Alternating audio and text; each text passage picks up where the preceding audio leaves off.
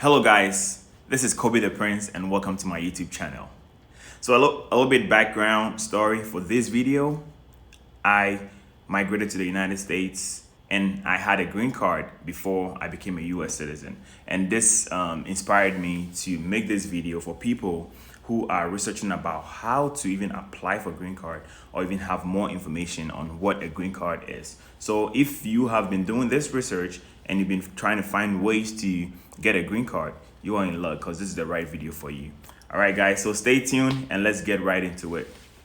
So I did something really different today. I had some questions written down and I'm gonna go over those questions. My first question is, what is a green card? So what is a green card? Again, a green card is a US permanent resident card. What does it do? It gives you the ability to work and also do school, live here without any bother. The second question is, how do you obtain a green card? So that is the point of this video. I'm going to be talking about two important ways you can get a green card, right? These two ways are like the umbrellas, and then under them there's a lot of subs, but I'm going to be talking about the two main things or two main ways you can get a green card. The first one is family-based immigration process, and then the second one is employment-based immigration process. Okay, so the family-based, there's so much under the family-based. It could be through a bona fide marriage. So with that, you only have somebody that you are married to who is not in the US, but you try to bring them to the US. And so you apply for them or you sponsor them to come to the US to also become a permanent resident card holder. There is also another marriage procedure, but this is through a fiancé visa. So you can apply for your fiancé to come to the United States. And later on, after they get here in the United States and then you marry them, then they can become a green card holder. Okay, all those family related, those are possible, right?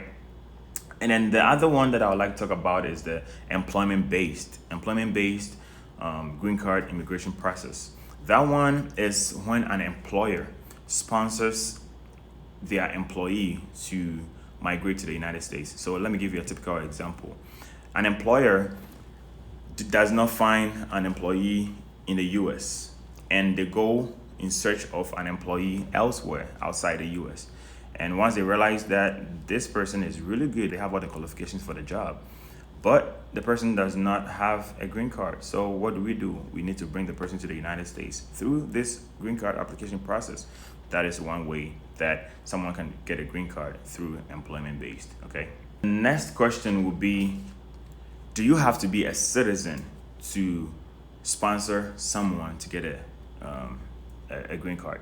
And the answer is no, you don't have to be a citizen. Even a green card holder can sponsor another green card holder to come to the United States. But there's a catch, okay? With the green card holder applying for another green card holder, they can only apply for their child or their spouse, okay? They can only apply for their child or their spouse. And that is the only catch as far as the green card holder goes. All right, so do you have to hire a lawyer to help you with the process? It is recommended, yes. You can hire a lawyer, but I believe you are not here because you wanted a lawyer. You are here because you wanted that information yourself so you can apply. So to answer the question, absolutely not. You don't need a lawyer to go through this process because this process is super easy. All you need to do is go through everything step by step and you should be fine, okay? As far as you do everything all right. Another question is, what happens after the application process? So after the application process, it's a waiting game. You have to just wait. After you put in the paperwork, apply, send it to the USCIS for them to review it, just wait. Because even if you call them or email them, they're only gonna send you the same information every day, telling you that, hey, we are reviewing it, so give us some time. We are reviewing, give us some time. So after you apply, just wait for their reply. Okay, and how do you even go about the application process? So there are two main ways you can do it.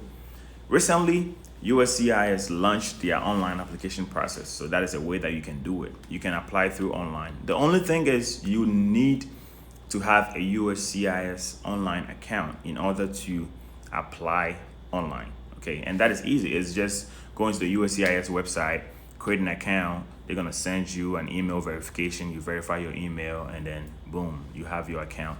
And you go in there, hit apply online, and it's gonna link you to your account. And you go ahead and do the application process. I'll have a separate video that I'll be talking about application process and everything. Okay, so just stay tuned, and you would have that video as well.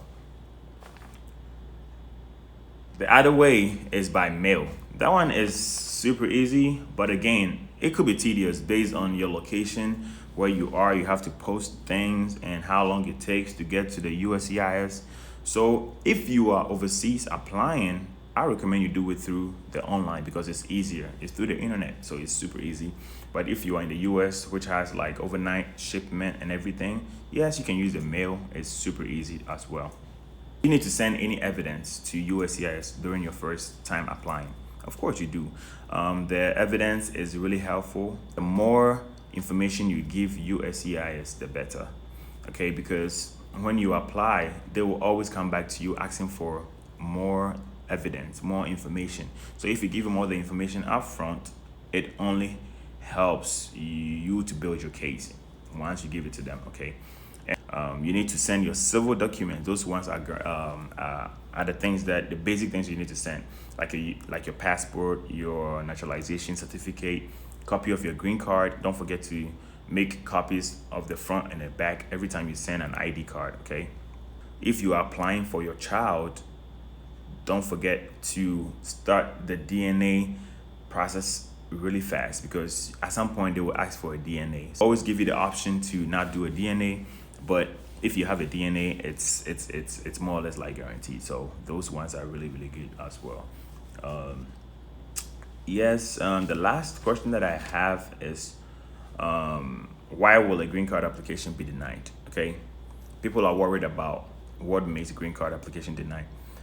There is not much that makes a green card application denied, but it's so simple things that makes your application denied, like you making mistakes on your application form, or when they ask for civil documents and other supporting documents, you miss those. In the next video, I'll be talking about the details that goes into a family related application, and that I'll show you everything step by step. So stay tuned.